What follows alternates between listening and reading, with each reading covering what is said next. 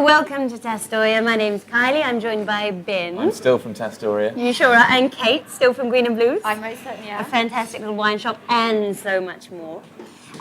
This wine, what do you got here? Well, we've got a Grenache here from a producer called Domaine Gayda, also down in southern France, in Languedoc. This is in conversion, which means that they are converting their vineyards from conventional viticulture to organic viticulture. Good. They're not using chemicals anymore, but it takes a while for... Because of everything in the soil. Exactly, to purify itself. Grenache is a very important grape variety in southern France and in Spain, where it's believed it came from originally. It's a bit of a dispute about that, but most records indicate it probably did come from Spain and move into France. And it's most often blended, really, with grape varieties like Syrah and Mourvedre and Carignan. And that's because Grenache doesn't have, it's not hugely structured, it doesn't have very high acidity, and it doesn't have incredibly grippy tannins. What it does have is good alcohol, so it's got good weight in the mouth. And a lot of winemakers believe for that reason it's really more of a blending tool. You don't want to leave it by itself because it's slightly lacking if you do that. You want to mix it with something else. I think that's been unfair in Grenache, actually. I think it can be lovely by itself if you've grown your grapes properly. Is this one by itself? Is this a blend? This is 100% Just Grenache. Grenache. Okay. Absolutely. And it's 2007, so it's very young. Very, yeah. Is that important as far as Grenache goes? Good to have a young wine or a... Well, in this case, yes, because this has been made to drink young. It's been fermented in a way which makes it extra soft and juicy. And so, yeah, you need to drink this as quickly as you possibly can. And this is like a light body, or I mean, it looks quite light, or is it medium body? Like, this is one of fit the in? interesting grape varieties where the body, so the weight in the mouth, is actually relatively heavy because it's relatively high alcohol. This is 13.5%, but it's very soft in the mouth. So if you have a sip, hopefully you'll know exactly what I mean, Kylie. It's not light on the tongue, but it doesn't grip. It doesn't have that sharp edge. It's the not acidity. holding on to. It's kind of like a gentle coating in my mouth, Exactly. as opposed to punching its way in Exactly. and out. You Yeah. will find say that it reveals itself as it comes through the door. It's still there now. It's lasting quite a while. Spicy, and that's the alcohol Yeah. evaporating in your mouth.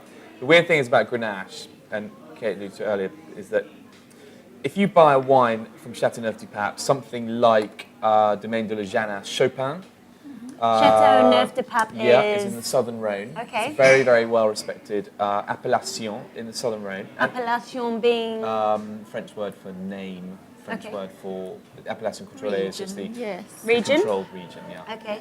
And it makes these incredible wines if it's handled properly. It goes back to handling. If you grow your grapes properly and you handle them properly, then you can make great wines. So you've got Châteauneuf-du-Pape from Domaine Gayda, the Chopin, which is 100%, and he calls that his Pinot Noir. It's so elegant. You think a grape with such alcohol and such little structure, but he makes a wine that could be confused with a really great Burgundy.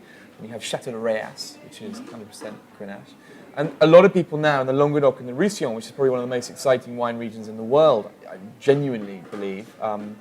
Why is that? Because they've got, well, for two reasons. One, because land is very cheap and experimental, people can come in and experiment. And Great. lots of people from South Africa are coming in. The guys from Valandrode and Bordeaux are coming in, bought some grapes. Charles Back from South Africa, who makes Goats du Rhôme and Fairview Estate, is rumoured to be buying 100 hectares in this area. And land is free. But the great thing about it is that up there, you've got wind, you've got very dry. Sunshine? You got, I was there the other day, it hadn't rained in one of these vineyards for 5 years. How does that affect the soil though? Does it not just become very Crazy. dried out and like chalky and sandy and... Gnarly. But is that good for... Because I can imagine most Radical. plants just kind of die. It I is. mean, why would that be great for the Because, Grenache? well, see, this is the point.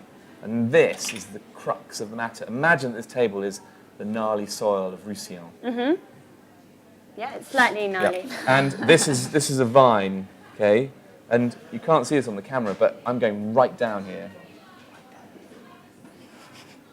And Wine tasting for children. I don't know why I'm doing this. You can't see what I'm doing. And actually, only I can see what I'm doing. Do you know what you're doing? right Are we down. going somewhere with this? And so the roots go right down.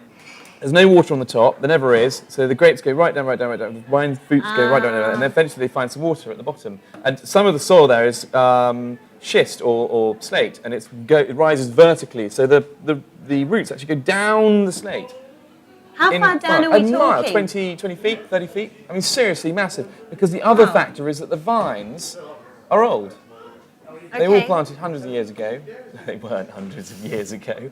About, on average, 40, 50, 60 years ago, you find 80-year-old Carignan planted up there, which was all being ripped out, but is now being reserved and restored and looked after and treated properly.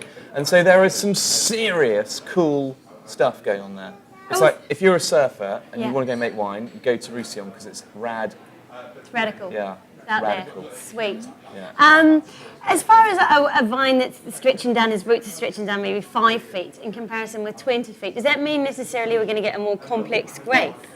And often more, because the vine has, if it's reached the water table, it's very stable.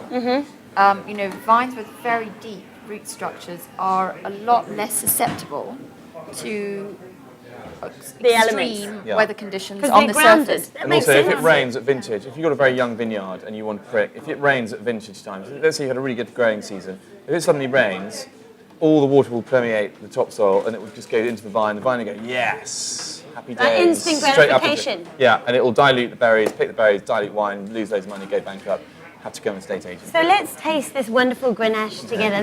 What's it? L'Archet? L'Archet, yeah. Which means L'Archet. the bow from the violin. Yeah, exactly right. So we've already got kind of romantic and poetic connotations, slightly sad before we even get to the wine. The old, when people are doing the symphony thing and someone whips out the bow and they start playing. Yeah. Although I think They this might be is playing a supposed to be jaunty happy wine, Irish tune. But, Okay, so all right, we'll remove the sad bit. We've got kind of a poetic, romantic thing going on. We stick our nose in the glass. Yeah. Then this is over to you, and then Well, what I are always we think going to Grenache do? has this very key thing. Light colour. Yeah. Not always. It can be very dark. It gets very sort of pruny dark, crimsony, didn't prune colour. But here it's quite light colour, so you might think, oh, it's Pinot Noir or something, and then you smell it.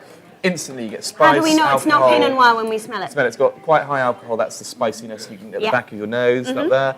But also tinned raspberries, tinned strawberries, any form of sort of strawberry raspberry fruit. Plummy, a little bit plummy. Plummy too, but you can have all that, anything you like. But it's more in that sort of strawberry flavour profile. And it can have loads of other things attached to it, but there's just that in this particular wine, and it's also partially because of the way it's been fermented. And you're swishing it around to get some air in there.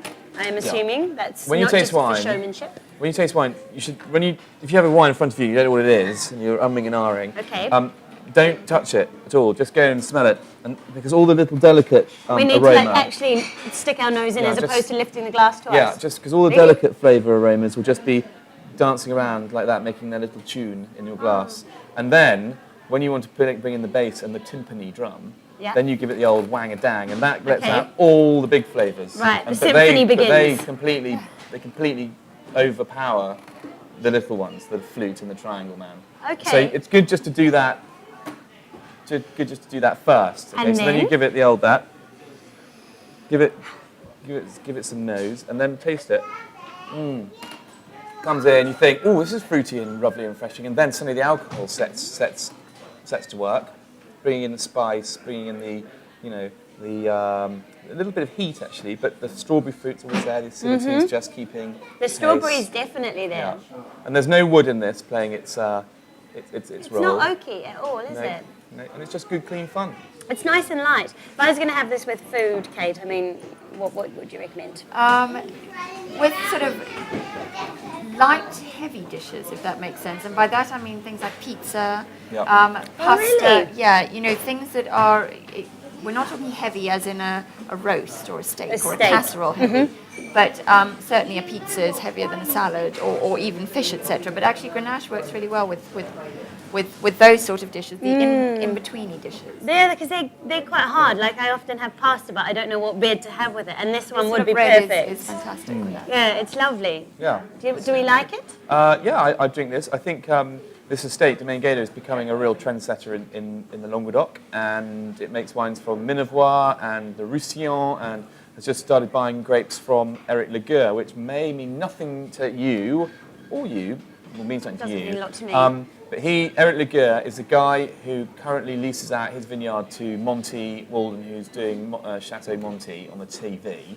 That's the area. When you watch that programme, that's pretty much where this those grapes I'm talking to you about, that's where they're grown. And you know, he's just finished a contract with a very famous Languedoc Roussillon producer called Gerald Goby. So all the fruit that used to go into Gerald Goby's really good wines is now going into Domaine Gayda's wines. Happy days for them, not so much for Gerald Goby. It's organic. How much is it going to set us back? That one is £8 a bottle, which is very reasonable. Very good value for money. Yeah. I like it a lot. I like the fact that it's organic, and I know they say a glass of red wine a day is beneficial for the heart. So if it's organic, maybe 2 glasses, because we've got, you know, all those good earthy things going on. What do you reckon? I'm going to drink the whole bottle. See you later. See you later.